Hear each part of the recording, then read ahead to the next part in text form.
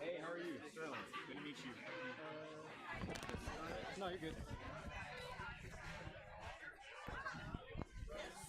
Doing all right today? Yeah, yeah.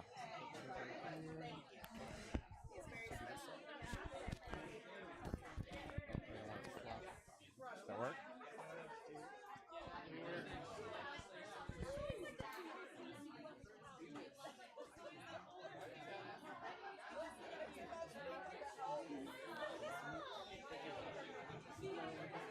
Oh, you're all good? Is that okay? Yeah, that's good. Move it.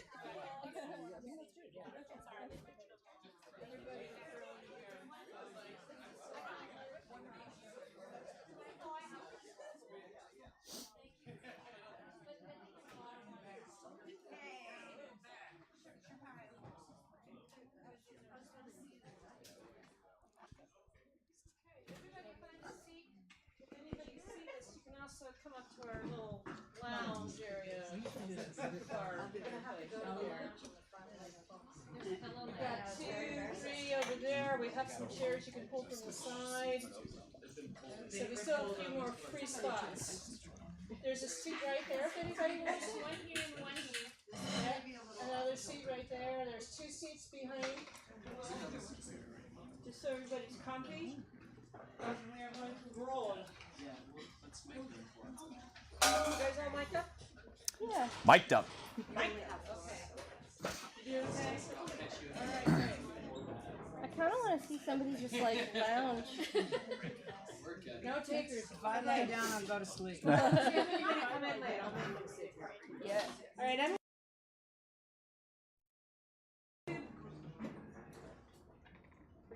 rolling. Excellent, excellent, excellent. Okay. Hi everybody, my name's Anastasia.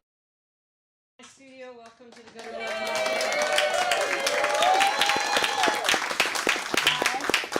I'm not going to talk too much because we've got to get going. We've got some really amazing people up here, and I think it's a very important and historic show. But I have to say that I don't do this alone at all. What makes this possible is a lot of really great people. A lot of them are in this room tonight. I'm not going to name them all, but I do need to name the crew, because these guys all volunteered. They came together as a team, the production crew, to elevate this show to what it is now, and I want to call them out. On the back, we've got Dio Traverso back there. Make it pleasant sound. We have Jesse Fox up here. And we got Chris Carpenter over here. And of course, we got Pistos Papiakis right over there. Also, I have to recognize somebody who isn't here, and that is Rita Marie Ross. She's in Mexico, and I am really freaking Rita! Tomorrow is her birthday. And you're sitting on her sofa. Hi, come on in, honey. You're sitting on her sofa. She helps me. She rigged that. She's a sculptor. She's my next door neighbor. And I would have never been able to do any of it without her.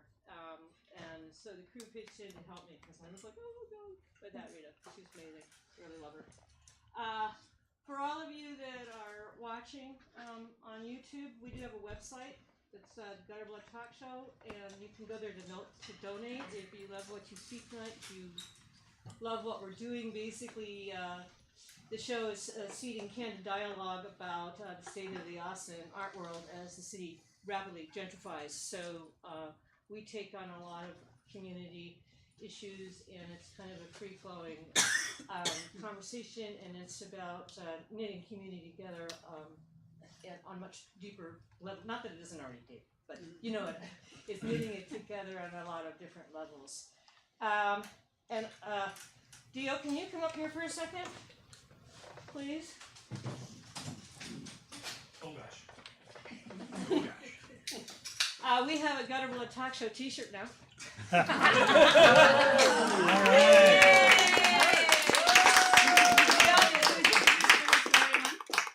20 bucks in there.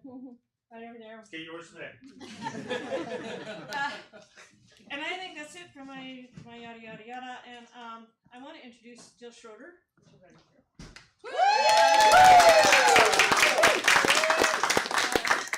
Jill is the illustrious owner and director of Grey Duck Gallery. We all love Grey Duck Gallery. When I first did the show, which was 2 years ago, it was a crazy idea. It came out of salons, and I show artists here, and I've done stuff in the past. And I asked Kevin, Ivister in the back here, and I asked Jamie Poole, which is way back here, and I asked Jill. They were very first show. We were talking about the importance of brick and mortar galleries, and they said, "That's fun. You know, if you ever do it again." I'm like, "Well, I do want to do it again." So that is the origin story, and this is Jill's second time hosting. And I'm going to turn it over to you. And I also want to thank all of you. It's like, I'm so excited. It's a huge honor to have all of you here. And I wanted to thank you very much. I'm very excited to have you.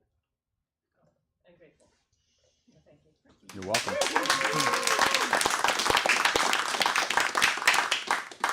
Okay, before we get started, I want to thank Sono and the Gutter Blood crew and all the panelists that have done this past and present. This is an important project, and I'm really honored to be a part of this whole thing. These three smart and talented people have inspired me for a long time and for many different reasons. When I first moved here in 2006, these were the spaces that I went to: D.Berman, Art Palace, and OK Mountain. So it's kind of weird for me to think that almost 25 years later, that I'm going to be sitting on a panel asking them questions. I'm going to do a quick bio for each person, and then we'll get into the discussion. Sterling Allen holds a BFA from the University of Texas and an MFA in sculpture from Bard College. He is a co-founder of OK Mountain, a collective and former gallery based in Austin. He has exhibited, organized, and completed projects at venues throughout the United States and received several residencies. And his work is in the permanent collections in the Museum of Fine Art Houston and the Blanton Museum of Art, which I didn't know. That's so awesome. Sterling is currently an associate professor. Excuse me, I'm like so nervous. Okay. He's an associate professor and acting associate director of the School of Art and Design at Texas State University. Anastasia Colombo was associate director of D.Berman Gallery, co-director of Big Medium, PR manager at Landmarks, the public arts program at the University of Texas, and has served on various boards, including Women in Their Work. Arturo Palacios owned Art Palace Gallery for 12 years. Prior to Art Palace, he was a gallery director at the Doherty Art Center and gallery director of Gallery Sin Fronteras. Born in Richmond, Texas, he was inspired by his grandmother to study studio art and art history at Southwestern University in Georgetown, Texas. So I was hoping we could start out by each of you kind of describing your space, what art you showed, what your audience was like, and what your goals were, or, you know, some combination of all of that. Who wants to speak? So OK Mountain was a kind of a second iteration of artist-run spaces that came out of two smaller spaces. One was called Camp Fig, and the other one was called the Fresh Up Club, and they were both active from 2002-3ish to 2005ish. And when those spaces closed for various reasons, mostly because of space, not enough room, and kind of like we hit a ceiling on the type of artists we could invite to the 250 square foot Camp Fig, and then Fresh Up Club had two main partners, Pete Duggins and Dave Bryant. They sort of split. We all got together and decided to have a bigger, more expensive space that cost us more to rent, and thus like required a little more dedication. So it was like 9 artists that started the space, and our goal was to show work that we liked, that we weren't seeing, that was exciting to us, and so we just took turns kind of sharing all the duties of the gallery. It was a for-profit commercial gallery, even though it was not profitable. But we ran it that, we had people that were dealing with the press releases, and people that were mowing the yard, and then people that were like painting the walls and hanging the work and all those sorts of things. We just broke the labor up amongst 8 people. So our demographic, I guess, would be a lot of artists, members of the UT community, probably on the younger side. We also had a lot of the members of OK Mountain were either in bands or played music, or we all like music. So we had a lot of stuff associated with that at the gallery. We had a wedding, we had a wake, we had a quilting bee, we had a video bee, we had that kind of stuff. So it was became a space where a lot of different things happened. I'll leave it at that. So we were in a space at 17th and Guadalupe. We had about 1,600 square feet, a lot of really nice natural light. And we were actually in the space that Arturo used to work in. Before we were there, he was at Galleria Sin Fronteras for a long time. And actually, I benefited regularly from the fact that Arturo used to be there, because I don't know if I can say this on camera, but let's just say we had no parking meter out front. Thanks, Arturo. You're welcome. This guy is really strong, and No, it was a tool. Real brawny. And when David Berman, the owner of D.Berman Gallery, opened this space in 2000, it was right after Camille Lyons closed her space, and there were not very many at that time. There were Wally Workman, Gallery Shoal Creek. There were classic galleries open, but not very many. And so David Berman, whose wife Ellen is a really wonderful painter,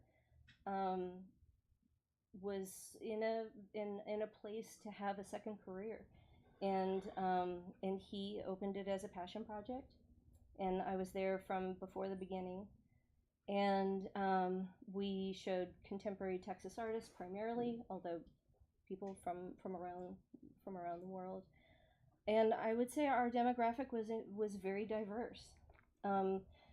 We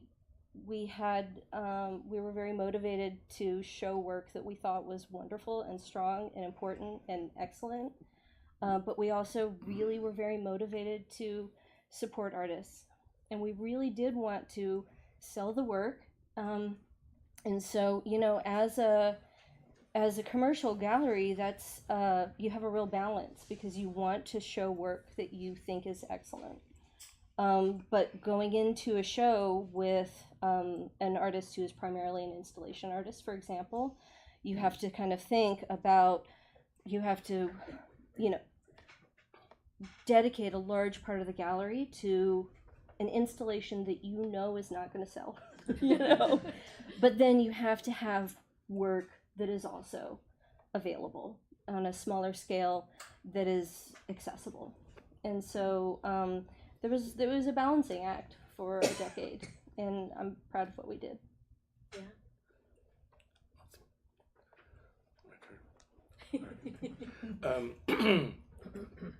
Well, after working at Sin Fronteras from 96 to 2000, I went and worked at the city of Austin in the cultural arts funding office, and it took the time from 2000 until 2004 for me to like start to peek out and get out again like I am tonight and look and see what's happening.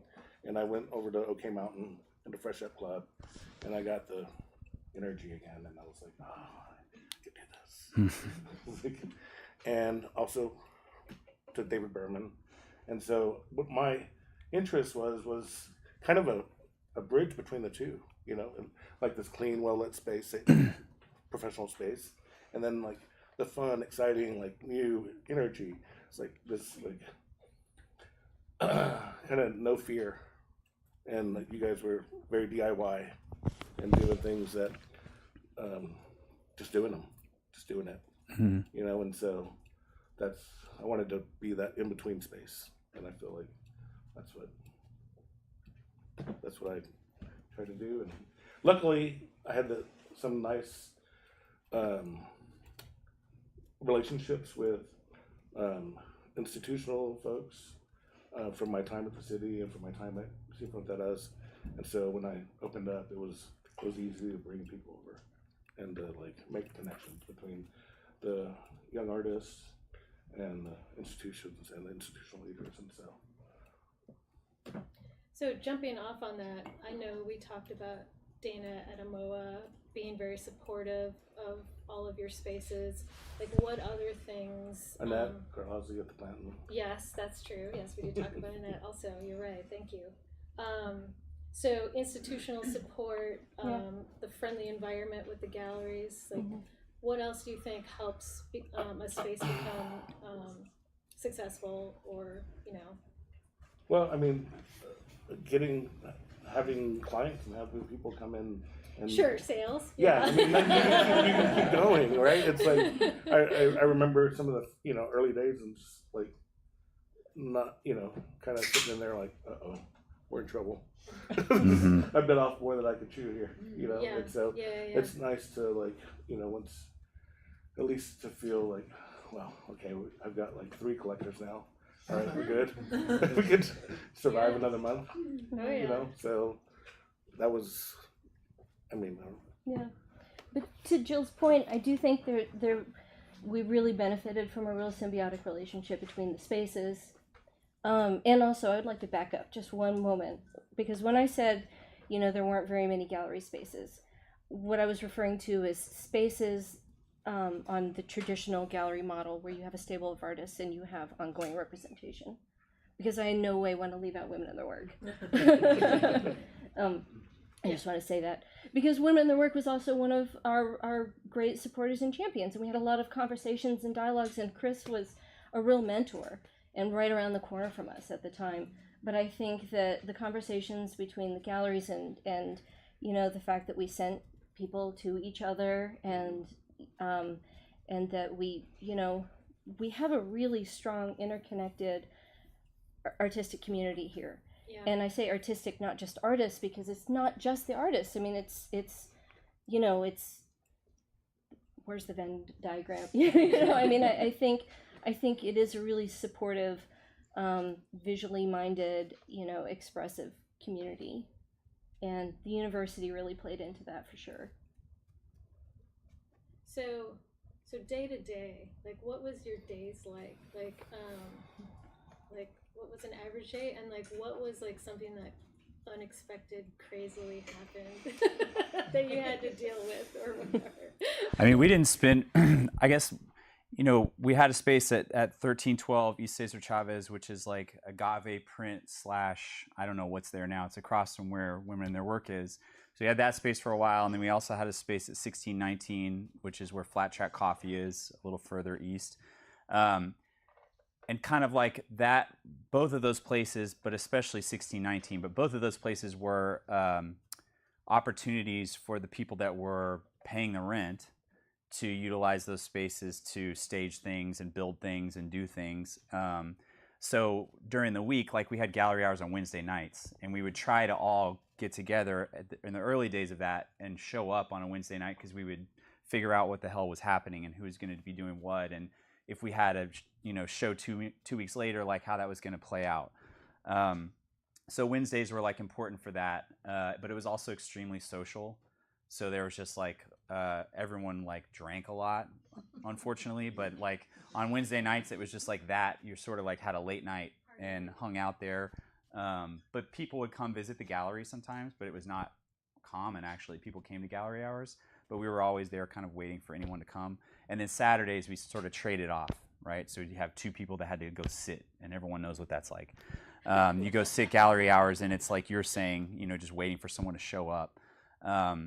So the day-to-day wasn't really that exciting. I would say that the installs and the kind of like time when the artists were there was really exciting. So like for us, our whole thing was like we didn't have any money, but we did have like 8 people that had all worked in museums or worked in art handling or like set design or carpentry or whatever, that could do anything put together, right? So that kind of ended up becoming like part of a collective art making venture. But as far as the gallery goes, like we would invite an artist in and then just say like, what do you want them to do? And they would just tell us. And there was like 8 full-time preparators for this room this big to do it. Of course, we couldn't pay for it, but we could do it. So when the installs came, you know, we would try and make this person have a good time. Like they would stay with somebody. We would take them to places we liked. We would take them swimming. We'd take them hiking, wherever. And then we would like work our asses off, like making this show for them. And that was it. That was like the contract. There was no return necessarily for them or for us. It was just like that was the thing we were doing. Like they didn't expect to sell a bunch of work. And I think they're fine with that because what you find out when you start an art space is that artists want to show their work. Like they're willing and happy to do it, which is, you could debate on whether that's sad or not, that we can't expect to sell anything ever, but like people just want to show their work and they want to have an opportunity to work in a room. So like we could provide that room and we could provide that sweat equity to help them make a project. So people were just beyond stoked to do that. And that was kind of like when the space was most active. And then of course the opening was really fun. You know, it was always very social again. So How long were your shows? it was typical, like 4, 5, 6 weeks. Okay. Yeah, I mean, we ran it very much like a commercial space. Can you mention who the other 8 were? Yeah, so myself, Michael Sieben, who started Camp Fig, which was sort of like something that I was in awe of, you know, when I came out of school. Pete Duggins, who was one of the partners of Fresh Up Club. Nathan Green, Ryan Hennessy, who were both classmates of mine at UT. Justin Goldwater, who is a transplant to Texas from California that we met in an animation project that a bunch of us did. And Tim Brown, who was a longtime Austin music dude and also visual artist. And then Josh Rios, who grew up in Seguin, Texas, knew Michael Sieben from there and was an artist and kind of like eccentric dude himself.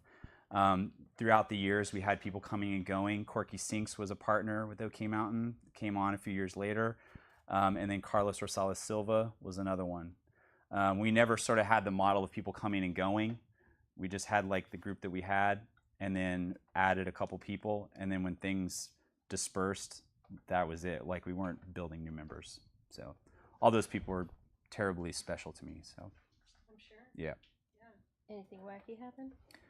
Yeah, like horrible things. I mean, like we double sold artwork before. We tore stuff that was hundreds of dollars, you know, broke stuff. Flooding was really bad. Our landlord was Mel Ziegler, who is fantastic dude, but like kind of a stern, kind of disgruntled father figure.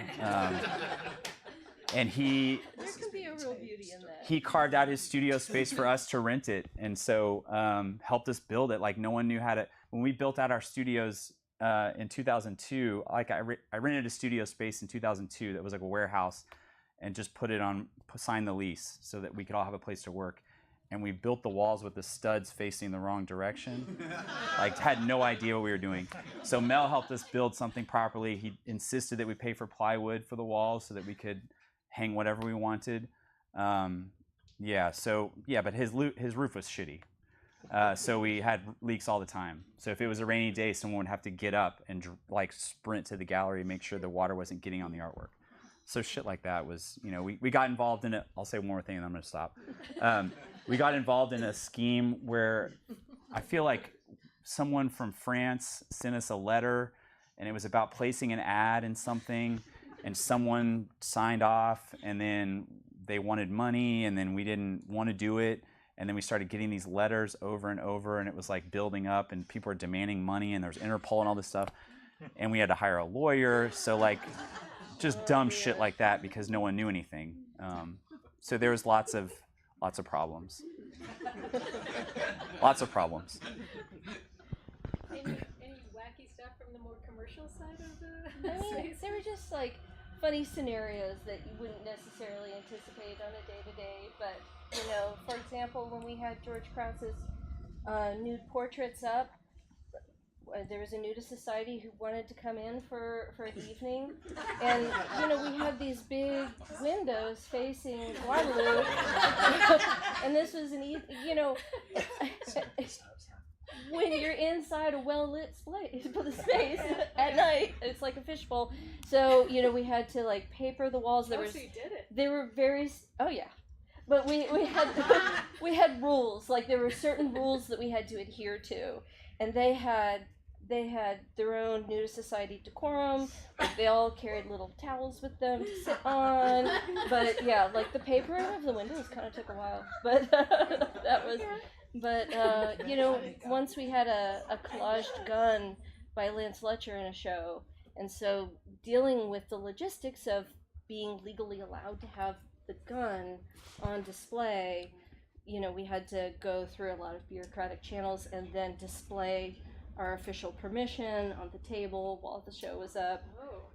You're just too early. Now it's no problem. No, I mean, No papers. Oh man, in this administration.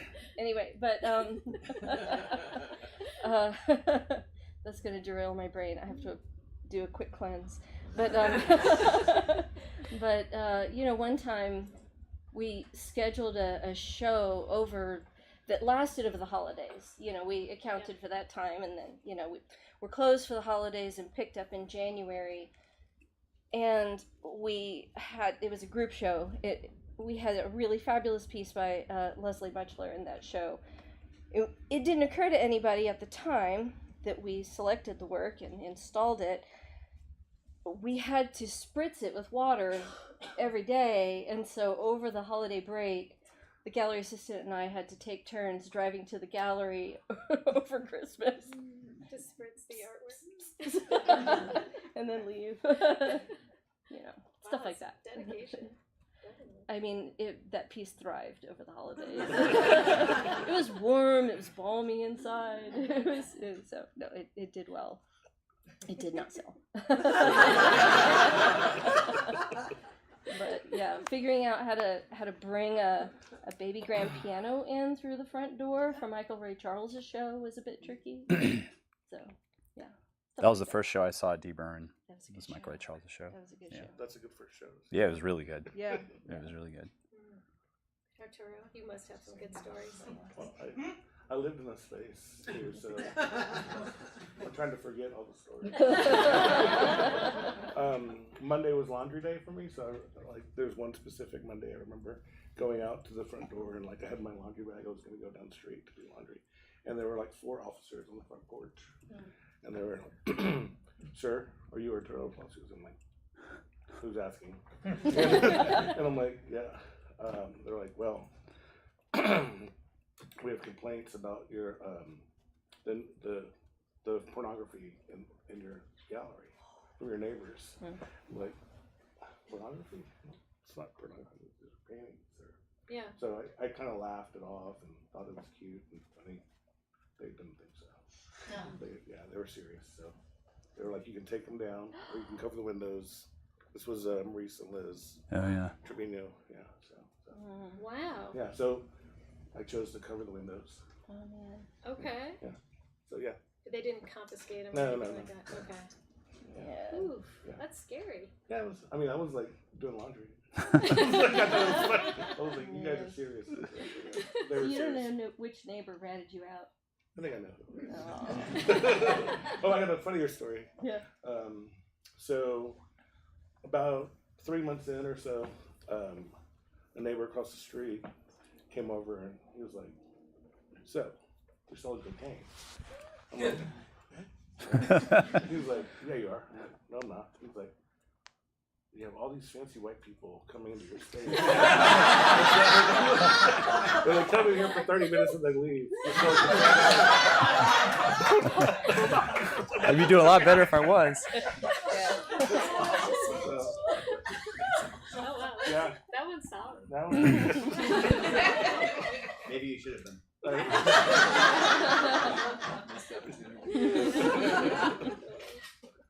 So, what were your favorite spaces at the time? I mean, you guys talked about some. Are there some that you haven't mentioned? You know, like where did you guys hang out? Like what openings did you go to? Well, you know, for the early part of the 2000s, Gallery Lombardi was still open. And there were some fun things there. You know? Yeah. They had, there was a show there once called Mas, Porque. It was all collections, and it was not an art show, but it was an art show. And it was fabulous. So there was a person who collected all the little, you know, toothpicks that their hamster chewed. And there was, I mean, Andy Colquitt had a collection of, like, you know, ripped up jeans. And, but that was a really stellar show. One of my faves. Yeah, I mean, we talked when we met for lunch, we talked about Reese's Space Donkey Show, which was short-lived, but kind of brought in another angle, which was a pretty cool place to go to. We used to go to the to Flatbed. You know, I always like going to Flatbed. There's a lot of people at Flatbed. But I think also we were, like, our group was kind of like bratty in the sense that we didn't see what we wanted, so we made our own thing, you know? So there were spaces we would go to, but I think we probably thought our shit was the best because, you know, that's what it was. But, you know, everybody went to Art Palace, of course, you know, but it's hard to remember. I mean, Mass was going, so we'd go to Mass. Champion Gallery. Yeah, I forgot about that. Champion Gallery was really solid. Yeah, it's hard to remember, actually. I hear you. Fluent Collaborative. That was a place, yeah. I mean, that was intimidating. Still is. But I think healthy for Testsite.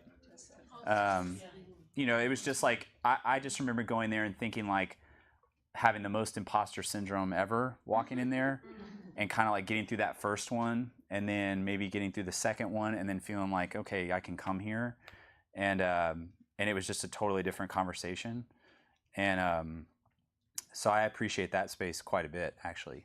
It raised a level. It took things to a level that wasn't happening otherwise, while at the same time remaining domestic and super casual, and like the flavor of that space was just very different than anything else. It was intellectual and casual and yeah. Intimate. Yeah. I saw really great work at that place. That's scary. Yeah, but also scary. I'm with Risa. Yeah. She worked there, so she's my friend. So you had an in. I know. Yeah. And also the Blanton reopened the same weekend that OK Mountain opened. So that also felt very new and big and fresh. Oh, wow. You know, so I remember opening weekend in the Blanton when they had, what it was, like 24-hour long days and things. We had all these, Blanton had a 24-hour? yeah, multiple, yeah. We had curators coming from all over the place signing our guest book that weekend because they were here for the Blanton. And we were like a new space that weekend too. So it was like, wow, this is pretty cool. Yeah, that was a big deal. Yeah. We had a party that was called the Art World Party, and 250 people came to it. Yeah. Oh my The gosh. opening. And then local people from out of town, international people. It was a moment. That sounds great. Yeah, that was cool. And then is it okay if I just pop in really quick? Please Because do. didn't Project open it on 2005? Do I have that right? Yeah. Okay. Spring. Yeah. But it was just studio spaces at that point. It wasn't yet gallery spaces or project. Okay. Birdhouse. Yeah. Birdhouse. Mm-hmm. Yeah. Domi. Yeah, Domi. Domi books, yeah. Yeah. Domi Yeah. was here? Domi was on where Black I mean, I Swan, remember it here, by but Black not that Swan. time. Yeah. Just down the street. Yeah. Yeah. I'm gesturing like I have. It was, but yeah, I just in my remember mind, Houston. it like if you're going that way on Caesar Shop. It was by the Funk Law Firm. Yeah. Yeah. I just remember in Houston. Yeah. So, so initially, I invited you all on because you're no longer a space, and so we talked about the life cycle of spaces. Maybe we can talk about that. Maybe how you processed it. Maybe we can just talk in general how maybe art spaces don't last forever and it's okay when they go away. Yeah, how did you all process it? If you want to talk about that, did you know when it was right? Did it just fade away? Like, Well, I for one feel like it's very healthy when something moves on, and it's sad and depressing when it stays on too long. So I was sort of unaware of that things were things were ending, but they were just slowing down. You know, we had people moving all across the country. We were trying to like hold together a art making group when there's people living in 6 different states. And so running the gallery was just really difficult.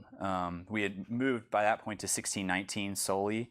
So we had built out the front space, which is the Flat Track Coffee now. But we were so busy with the OK Mountain Collective projects that more or less functioned as a studio for us. So we only probably had 3 exhibitions in that space, and it was like 9 months apart or something. So when you look at that and you're realizing like we don't have a consistent program, we don't have this yard we used to have. Like if we have an opening, it's in the street, and that just wasn't as easy. And then also this thing that I talked about at the beginning where the install week was amazing, that week got really shitty because there was like 3 people in town, and I had like an infant, and Michael had an infant, and you know we were trying to like go down to the gallery between naps to like paint walls, you know, and then the other 2 guys that were here were just overworked with the other stuff. So it just like wasn't the same. And I think our ambitions were like higher in terms of the artists we wanted to work with, but we just didn't have what we had to make the space run before. So there wasn't ever like a thing where we said we're having a closing or send out an email and tell everyone the space is closed. We just didn't do shows. did you guys decide? Like, did you get together and decide, or you just didn't do another show? Just didn't do one. So no press release or. No, because I think we ran that space as a studio for another year or 2, probably leasing out space to others in the back. So we had a bunch of tenants, and I can't even remember like when we let the lease go, but I do know I threw out like the storage unit probably a year and a half ago. Like I went with Ryan and my kids, who were like much older by that point, and it was in August, and we filled like a box truck full of shit and like emptied the storage unit. So that was like the last bit. I have financial records in my studio. I have like some beautiful little ephemera in my studio, but it's up in an attic. But we had that, and that was kind of like when it closed, really like closed, and I had to close banks and all that stuff. But the space really slowed down when we got split to 1619. So just faded away. Yeah, but I think I don't know how else we would have done it. I also don't like the idea of like a big production, you know, to say something's closed. I think it just sort of slowly happened. But I'm very good with it. Like I think it would be weird if we were still making that stuff now. Yeah. How about you 2? Well, for me, because the gallery was owned by D.Berman, David decided to close the gallery for personal reasons, and we did have it was very officially closed. Mm-hmm. Like, we sent out the press release. Yeah. We locked the door the last time together, the 3 of us on the sidewalk, and then I slept for 2 days. I think which is what people do when they're depressed. So Sure. that's what I did, and then I felt good. Yeah. I was at that party. It was Yeah. fantastic. Yeah. David seemed happy. Yeah, I think he was ready for a change. Yeah.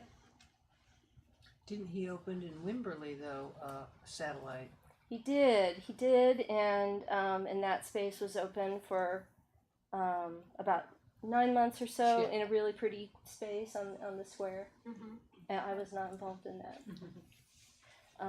But for those of you who don't know, David passed away just a a few months ago, and we miss him dearly. we miss him. At least I do. Well,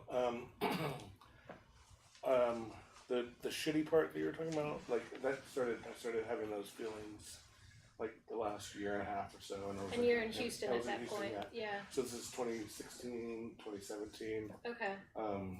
And I had a great gallery director, Clary Hunt, who was like, I'm so glad that she took care of all the things I couldn't, and I took care of the things she couldn't, and I was like, well, one day I remember we're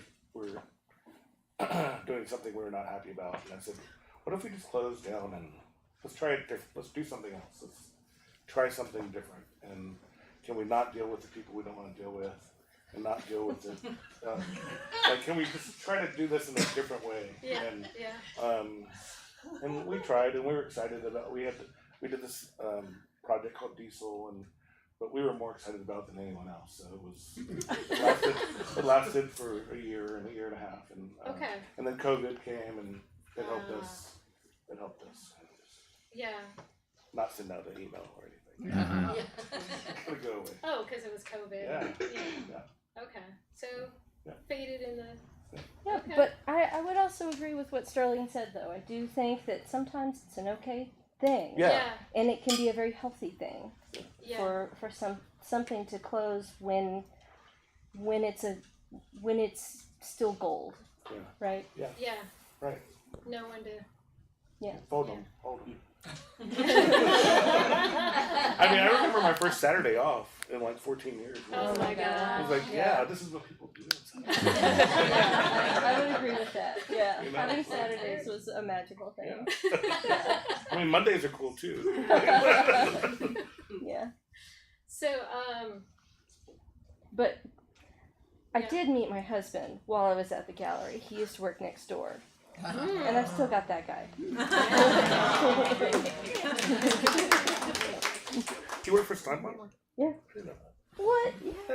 Yeah. Yeah. Arturo, we were literally on the opposite side of the wall from each other.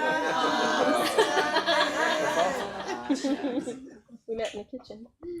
Wow. I know that kitchen. so was there anything that you think was missing back then that you wish you had? I mean, besides a lot of money. I mean, social media, I think, has really changed. I mean, that came roaring in during that time, right? But it was, but not in 2000. Yeah. And I think that that's a dramatic game changer in the art world in terms of reaching different audiences. Yeah, that's can't be overstated. But I think also, like, I know y'all have talked about it here, but arts writing was something that I feel like everybody wanted more of, to memorialize projects and efforts and exhibitions. And again, that hasn't changed. Yeah. People that buy work and can make an artist's life sustainable here was a problem then. It's a problem now. So that probably doesn't change a whole lot, but back then that would have been helpful. I think the thing that made things easier was the fact that it wasn't so costly to live here. So even though there weren't as many collectors, it was just easier, I think, to live here and still do projects like that. But certainly finding a way to take this massive boom in capital that the city is just soaking in and find a way for it to somehow filter into people that make the city what it is the existential Austin problem, it seems like. So I don't know, but that was always something that even we had to think about, how can we not be selling things, the work is where it should be, and you can take it to other cities and sell it, and these artists are selling their work in other cities, they're already vetted in the big East Coast, West Coast art worlds, why can't they do that here? And we did all kinds of dumb shit to try to, tap dance for collectors, and, we met buses full of people and served them drinks and Rebecca put them all on a bus. Yeah. And you give them a lot of alcohol. Yeah. So It works. sometimes it does work. Yeah, it does. It works if the price point of what you're selling is like between $20 and $200. Everyone's like, I'm in. You know, but then if it's like you got to spend $5,000 to buy this thing that someone spent their time on, it's not so easy for them. So that's annoying. But yeah, the social media thing, like I've told them this whole thing, but a friend of a friend who's in comedy was talking about how prior to that, when you put on a thing in your city or your neighborhood, you did it for the people that were going to show up in the place, and there was nothing outside of that. So all your wheels were spinning for people that you were going to share space with, and that's what we were doing. Didn't know that there was another way to do it, which is like how it can be now, where you can do a thing and you can blast it out to the world, and you can send it on the internet, and you can put it on Instagram, and you can kind of put yourself much further than your physical boundaries. And then that's all it was. That's all it was for, really. And there was ambitions to get your stuff out there, but it was like taking out an ad in art papers 6 months ahead of time for $500, hoping someone would see it. It wasn't like posting something or putting it on live and knowing it was just being jammed into people's phones. So I think you can't go backwards, but I appreciate that was kind of like what we were doing, is thinking about spinning our wheels super hard for just like 200 people at most. And it felt fine. Like it didn't feel like, fuck, that was not worth it. It was totally worth it. Whereas now I think you could do a thing, and if you don't get enough buzz out of it, or it doesn't reach enough people, it feels like, well, why did I do that thing? And that was not even a thought at that point. So I sort of think about social media like that. It's been super helpful to people, me too, but I liked that as well. Do you think writing now is as influential as it was during that time? I No. don't think so. Do you think that's a result of social media? Yeah. I do. Yeah, I think That's you kind can. of what I thought too. I think you can get your image reposted or something, and that feels like a feather in your cap. Whereas before that didn't exist, so you had to get something. If you got something written, even in someone's personal blog, it felt important. Much less like, you get something in the paper, or like that was just huge. It meant so much, to have something like that. Not anymore. I think. It's a shift that makes sense, but it is also unfortunate that people are not engaging with the thought process of another person breaking it down, and then you and that writer are co-analyzing, and then you're taking in the work, and I think there's a real beauty in that. I miss that. Yeah. Does anyone else have any other questions? Jade? I want to hear. Oh, sorry. Did you say Jade or Jade? I said Jade. Sorry. Jamie, you next Jade after Jade. I guess I'm curious about, for you all that closed spaces that kind of had a commitment of folks that were in your roster, how you felt about what happened for them next, or what that felt like to close a space to think about those folks that you've been supporting. That was rough. Not to bring up yucky stuff, sorry. Yeah, it was rough because other... we had ongoing representation with artists, a few of whom are here now, and people I believed in, people I loved, people whose work I was really committed to, and when you work in an art space, you're working in an art space out of a real sense of passion. You're not in it because it's Right. as lucrative as selling Coke, like Arturo.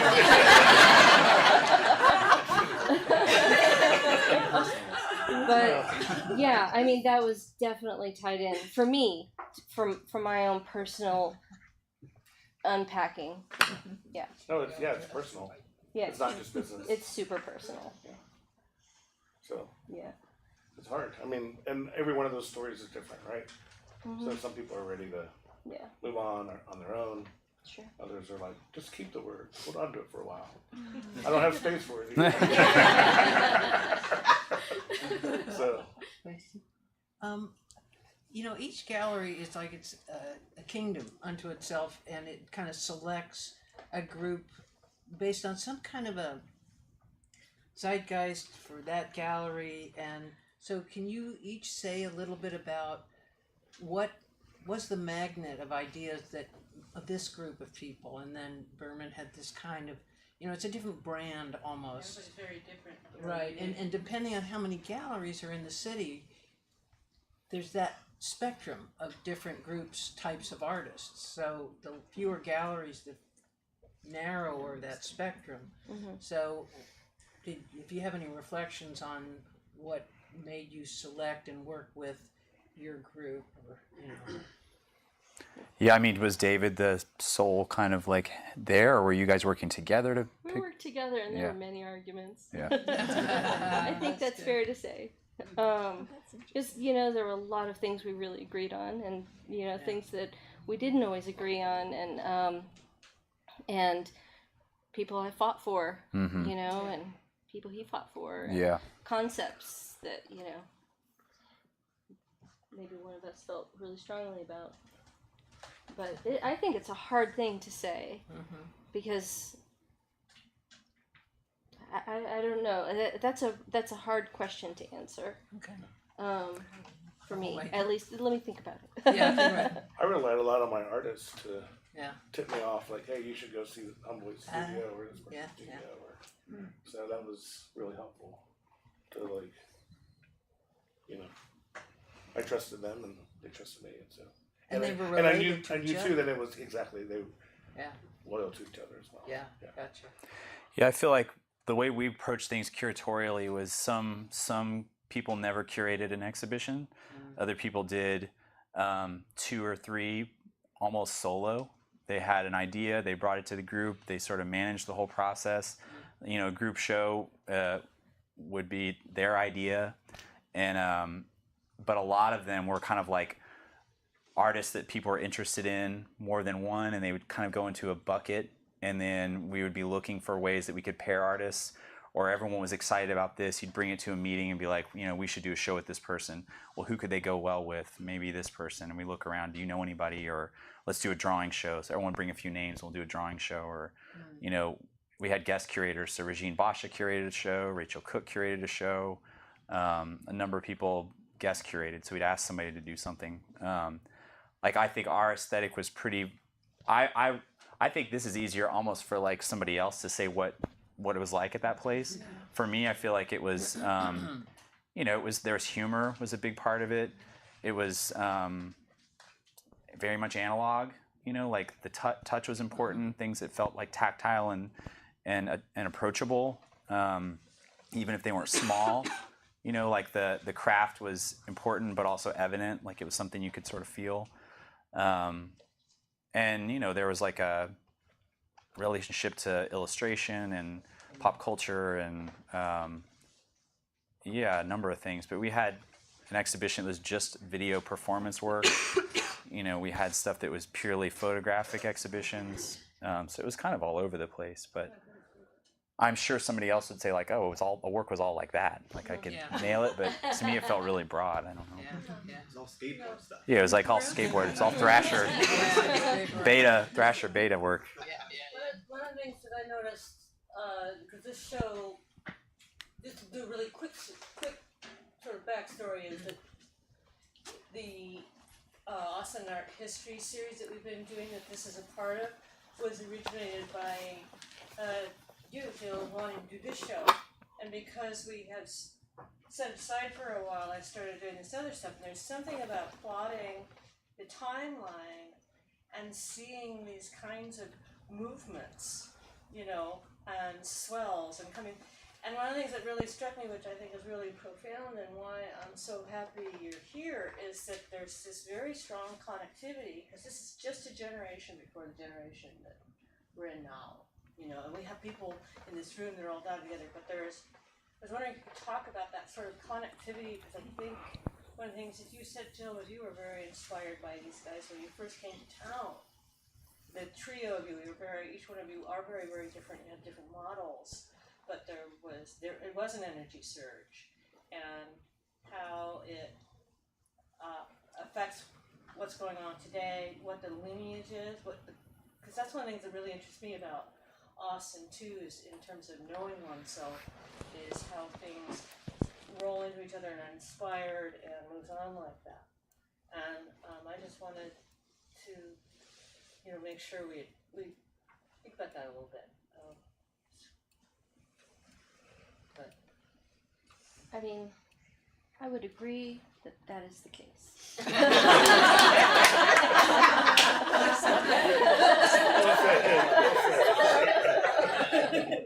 And yeah. Jamie? If we're ready. I wanted to hear a little bit about moving Art Palace to Houston, because a lot of what we discuss in this room is about Austin art and how it's different than other cities. Like, when did you decide to move? Why did you decide to move? What was your reception there? Like, how was having your space in Austin different than Houston? Like, I want to hear about that. Okay. Well, there were a number of things that were happening around 2009 for me that I was starting to have clients in Houston that were starting to rival my 3 clients here. And I grew up in Houston, and so family was there. Also, the artists that I was working with, they were on their 2nd, 3rd cycle of a solo exhibition in the space, and it had been collected by my 3 clients and by the museums, and so it was like, what's next? They were growing, I need to grow, and so my favorite space in Houston, collection of galleries, Isabella Court, it was a space open, so, and so that space was available, and I remember being specifically at this young collectors event at the Manil. It was people under 40, and there were like 300 people there, and they had to give $500 a year to the Manil, and I was like, yeah. And one of my clients was like, I had been talking about it to him for about over a year. This is Karen and Andy, and Andy's like, dude, it's time for you should have been off the pot. It's like, so that was the impetus to move. Reception was pretty good. I mean, I was in a great location, and I knew the folks there, and so, but it's an established scene. It's not that same community that we had here, and so,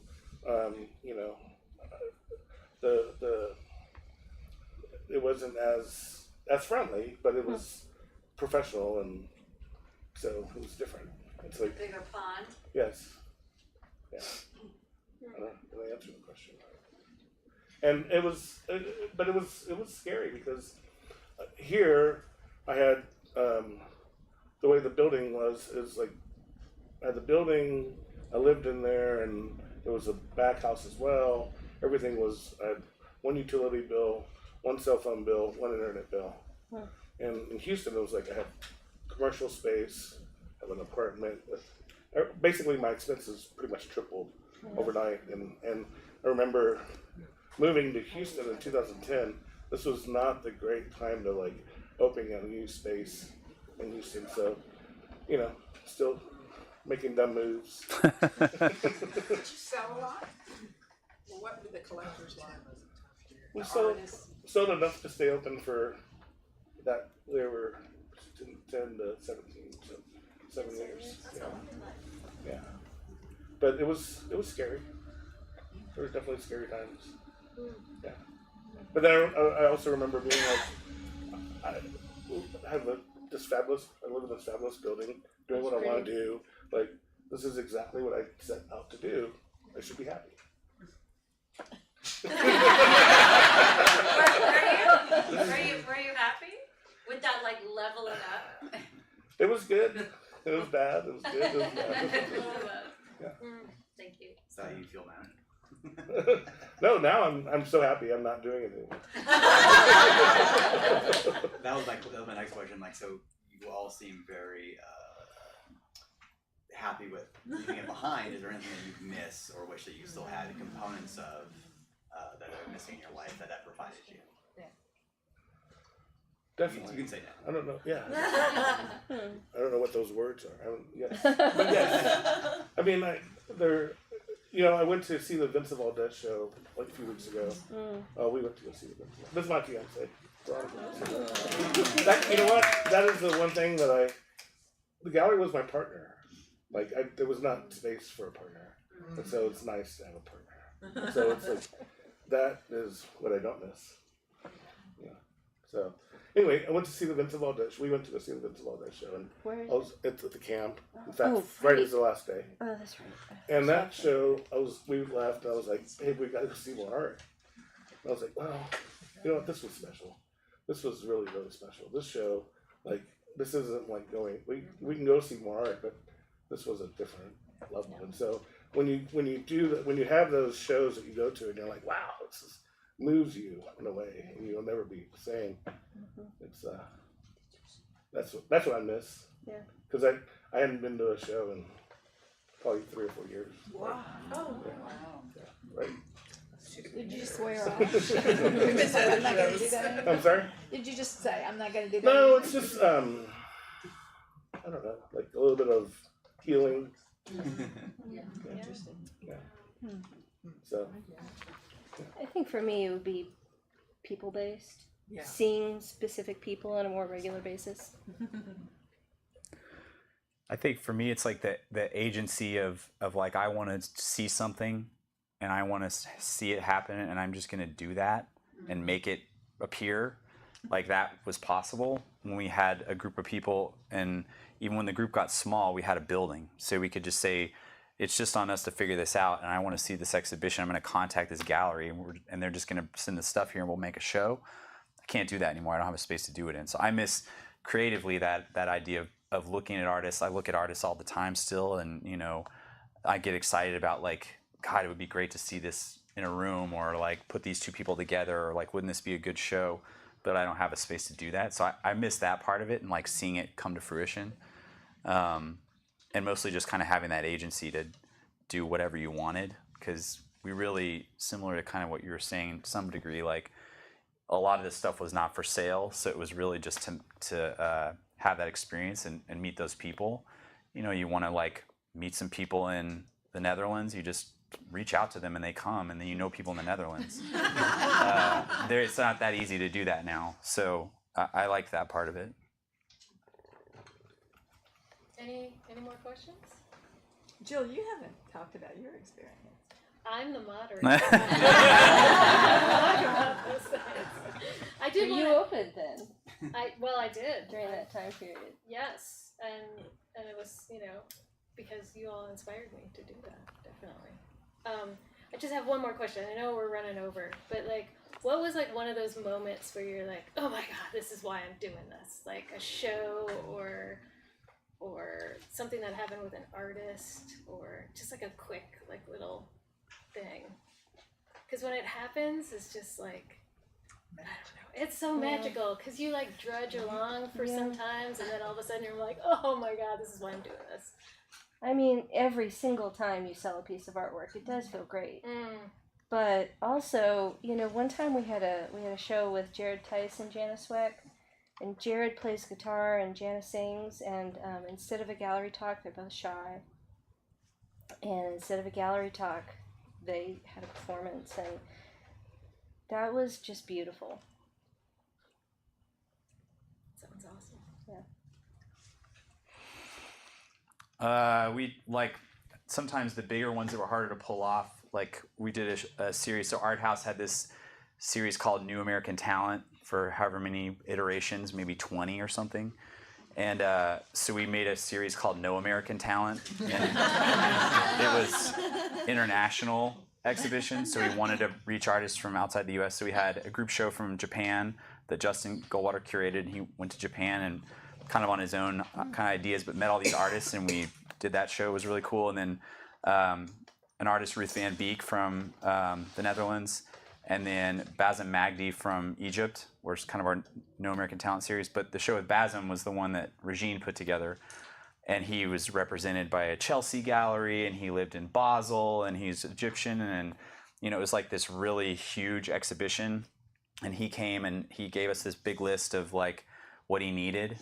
So he wanted like a trailer, and he wanted it in the gallery, and then he wanted the whole floor to be wood chips, and then he wanted a gorilla suit, and he wanted like darts, and he wanted like we had to build this chicken coop outside, and he brought an astronaut suit, and it had. So we did all this crazy work, and we weeded like a wall of vinyl that was. We got the vinyl cheap because it was not weeded, so we had to weed a wall of vinyl that was probably 24 feet by 10 feet.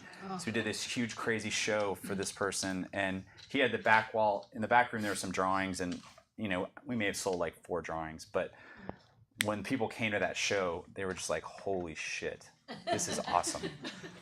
So that kind of experience was a high one, but every time people would come in the gate and then just be like, "What's it gonna be?" And we're like, "It's gonna be good," you know. And then they would see it and they're like, "God, this is a good show," you know. Like that was a good dopamine hit every time. The day after an opening, especially. Yeah. You If know, you fill up. when you walk Well, yeah, I was gonna say the day after is not great.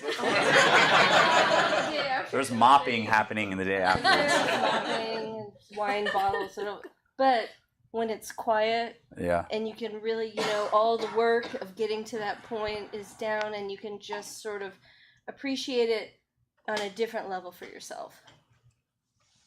Yeah.